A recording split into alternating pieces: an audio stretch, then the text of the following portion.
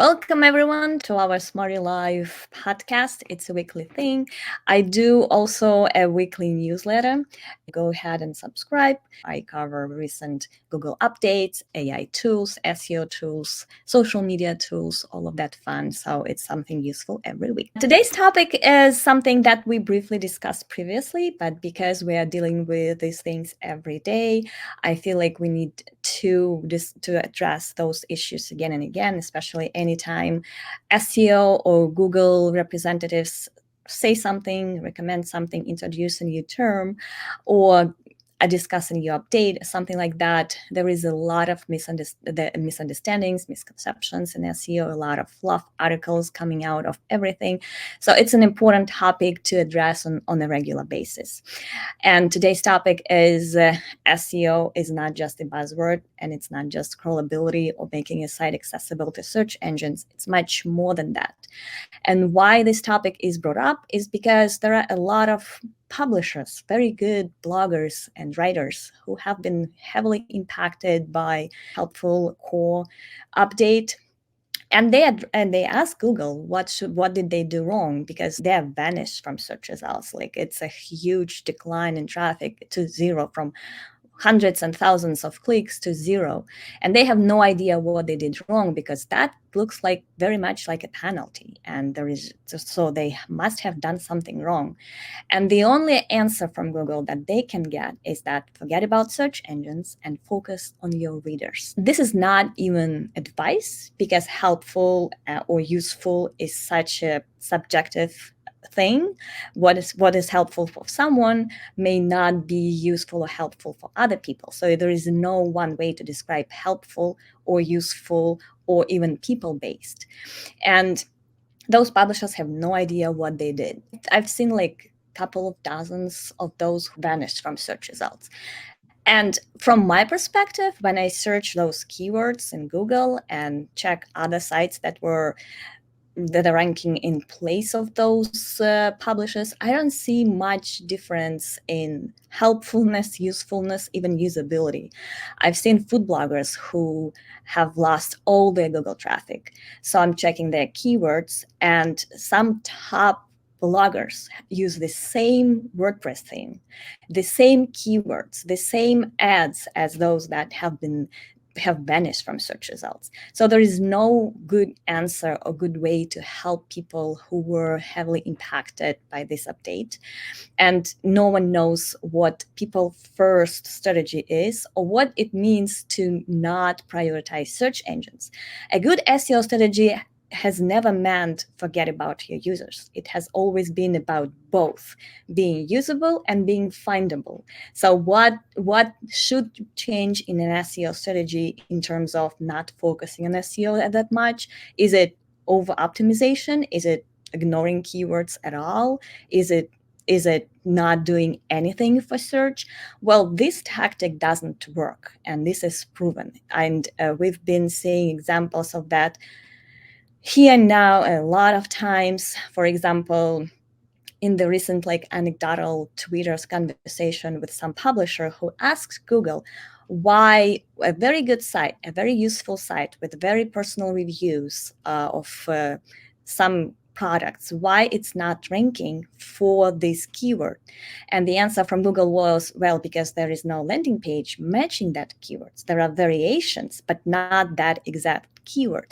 So keyword research seems like still key to being findable, and that is not the opposite from what Google is telling us. The other example is just one conversation that we had on LinkedIn, and there were quite a few examples of huge brands. Everyone knows those brands, but they do not do SEO, maybe because they do not need it. They have their loyal customers and stuff, but they have websites, and those websites do not rank for anything. Just because there are no keyword matching landing pages, there is no SEO strategy behind that. So that is not true. Keywords are still key. So what else can we do not to focus on search engines? Stop building links? Well, that isn't the case as well, even though Google are saying that links are not as important as they used to be. I mean, there are many ways to phrased that differently. They could have said, we have other signals to balance, not just backlinks, or they may say we are more selective with backlinks, but they say they are not as important. Well, they are, because if you search any competitive search query, you will likely see no single page, well, except for Reddit, no single page with no backlinks ranking in top 10 or 20. So backlinks are still key as well. So it's not exactly clear what Google means by that message, not focus on search engines, because we see it all over the search results pages that it is important. It is every single SEO fundamental that we've been implementing for years is still key for rankings. So when Google says do not focus on search engines, it doesn't mean anything at this point. And Google still needs a lot of help from SEOs, from website owners, to understand what the page is about. This is keywords, how trustworthy or authoritative this page is. These are backlinks. And they also need schema. They also need a lot of other things, title tags and all of that, to understand and feature pages. So all those SEO fundamentals are as important as they used to, and just not focusing on search engines and focusing on readers, in my perspective, is just a buzzword. They have no other way to answer all the questions that they get, and that's their workaround. So don't listen to that advice by any point. Do think about keywords. Do think about how you make your content attractive enough to attract backlinks. These are all key for visibility in organic search, and we will wait and see what helpful content does. I do believe that a lot of publishers and bloggers who have lost visibility will slowly and surely gain it back, because they did nothing wrong. So just don't give up. Keep doing what you're doing, and everything at some point will be balanced. Right now, Google seems like a bit scared of the future, so they're doing weird stuff. I feel like we need to wait it out and see, and just stick to what we're doing, providing great content, knowing our keywords, yes, thinking about our readers and users, all of those together. One does not mean that we do not do the other one. So it's all the balance of everything that we're doing for our websites. So with that, I do list all these links to conversations, screenshots in my newsletter. So check it out. It's linked from the description. Susie, I have a question for you, just real quick. As searching Google, do you see more useful, helpful content ranking, less useful? What do you feel about all those changes in search results, just as a user? Yeah, that's a great question. Personally, I know you mentioned recipe websites earlier, and that is a big part of my Google usage. I like to search for recipes, and I've noticed that a lot of the trusted websites that I usually go to would rank in the top 2 or 3 spots. They're no longer showing up anymore, and it's less useful information.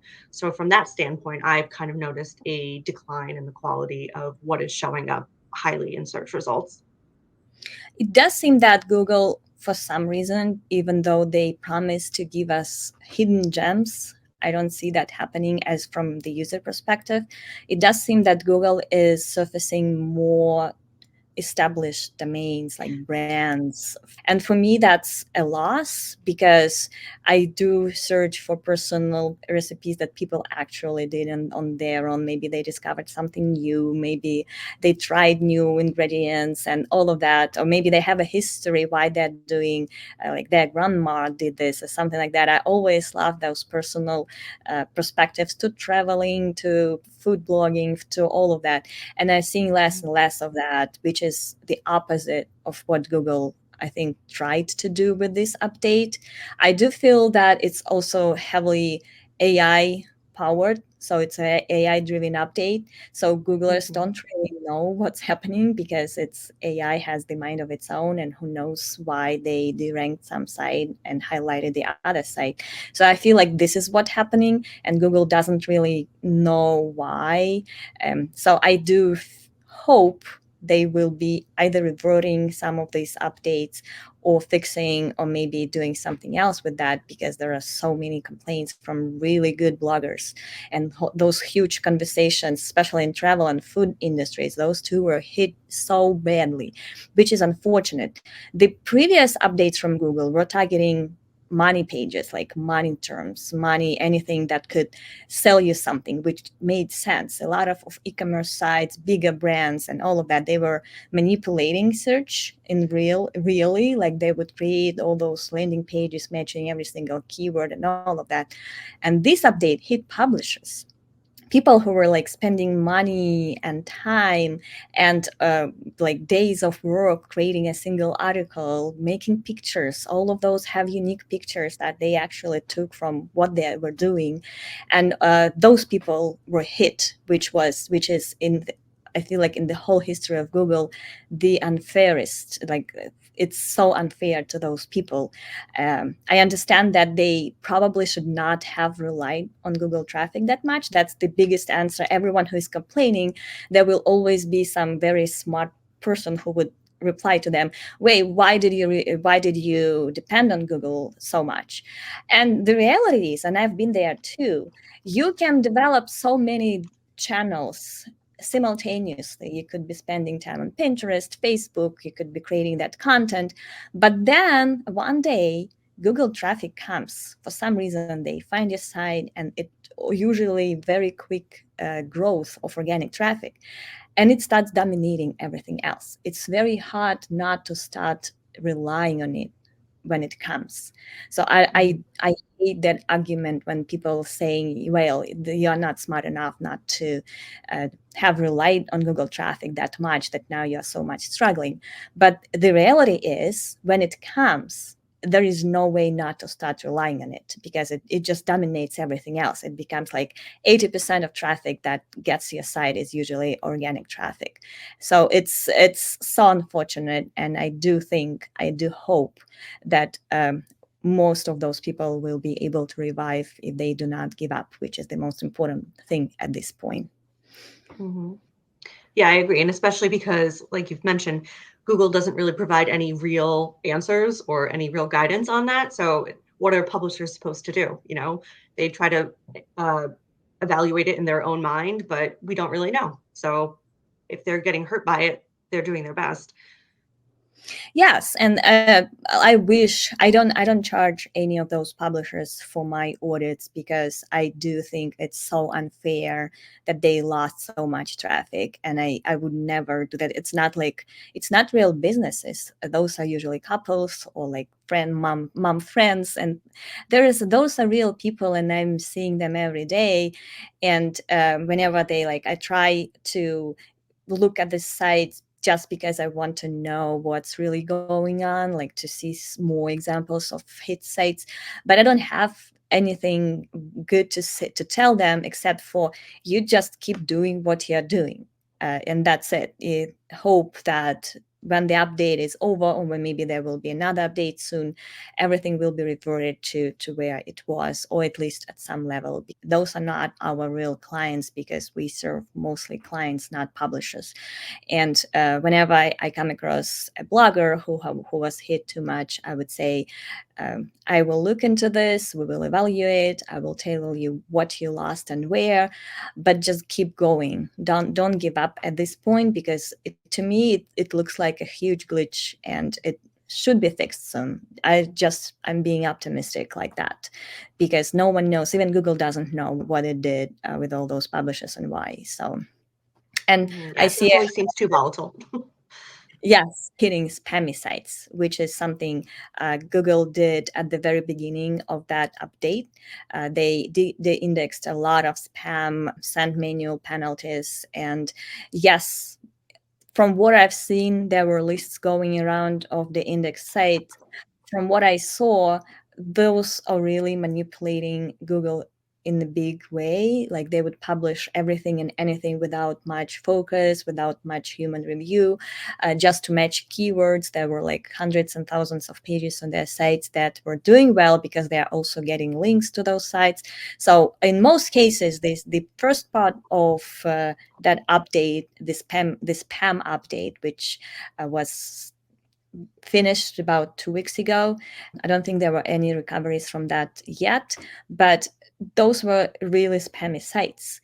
The core update or helpful content update, which are now one thing, did something else. They just hit real people. I talk to those people on a regular basis, and they're really, really desperate. And I know you already touched on this a little bit. So if anyone here has experienced a decrease in traffic because of this update, is it your opinion that they should just stay the course, keep doing what they're doing?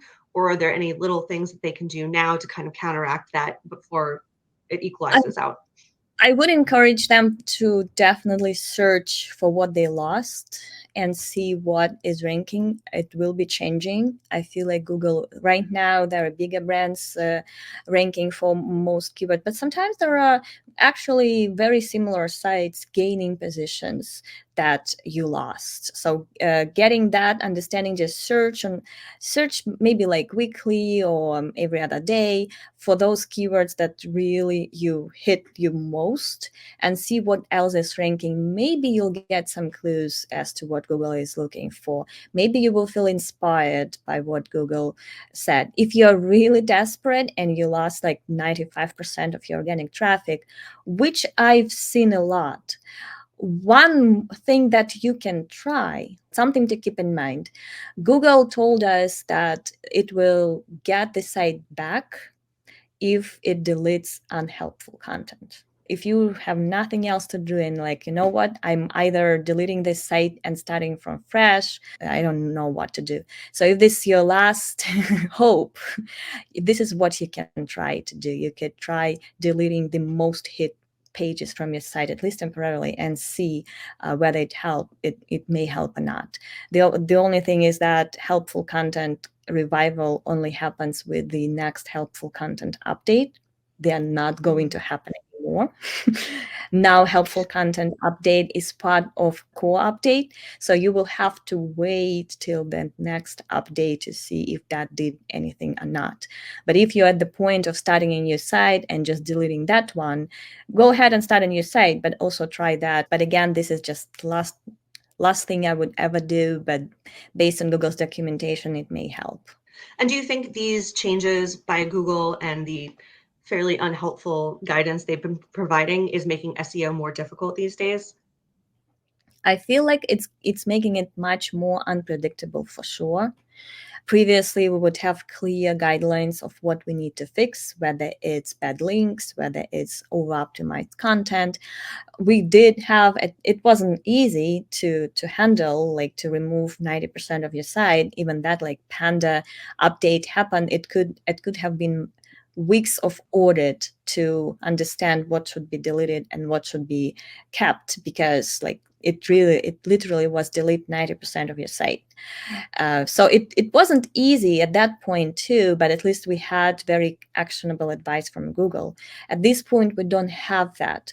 What we do, we know what to do right, what not to do at all. So we have those guidelines.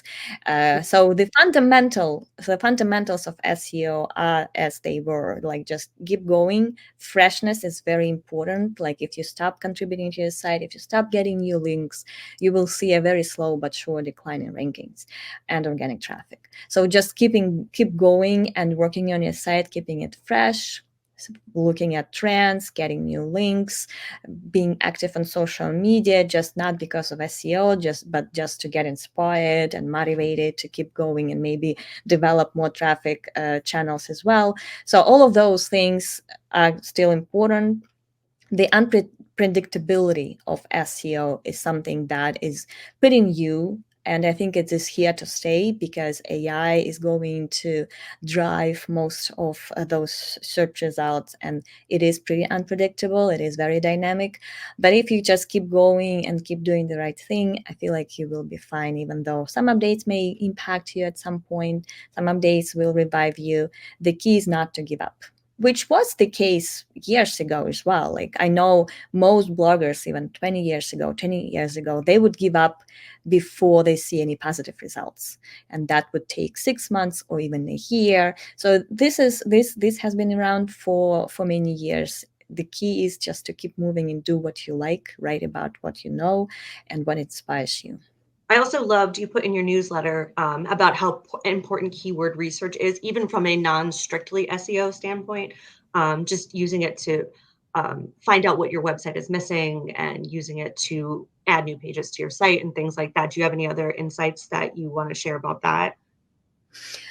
I've been using keyword research for just about anything at this point. Like to understand even what people are searching is important to kind of get to know them better, to understand their problems, to understand like who is behind those search queries. Because if they type something advanced, you know that those are probably a very, very experienced audience, and this is the strategy I can do for them. The search volume is so important as well to understand the demand behind any keyword. So it's much more than just optimization. And for my strategy, I think this is the biggest part of any audit that I'm spending on, is just researching all those search trends, keyword trends, what shows up in related queries for important keywords. It's so much inside beyond just using those keywords in your copy, for sure. I definitely agree with that. It's very helpful for anything you're doing with a website. Just knowing your audience,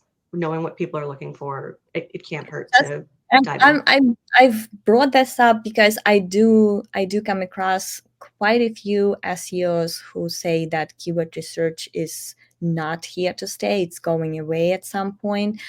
But I feel like because Google doesn't want that, but they want people first content. That's the buzzword these days.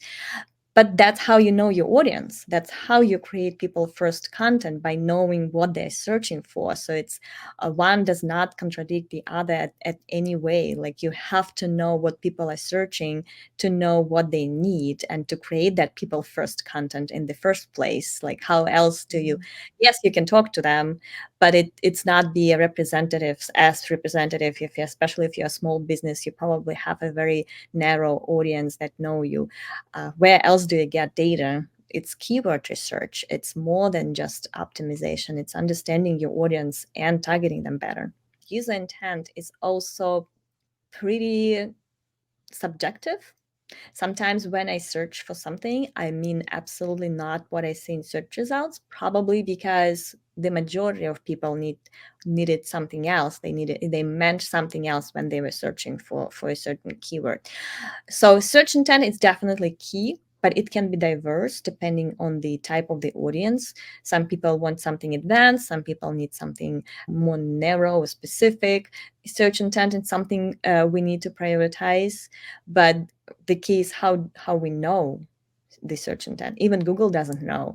Those core updates that happen four times a year, a big part of just about any core update is the intent shift. It's when Google realizes, hey, probably it's not what people were searching. Yes, you need to know search intent, search Google and see what they highlight, what they think search intent is behind a query, but also keep in mind that it can change. It is tough. It is tough, but it's also interesting. And in many ways, and I've discussed that with many SEOs as well, until you search Google, you may not know what the search intent is.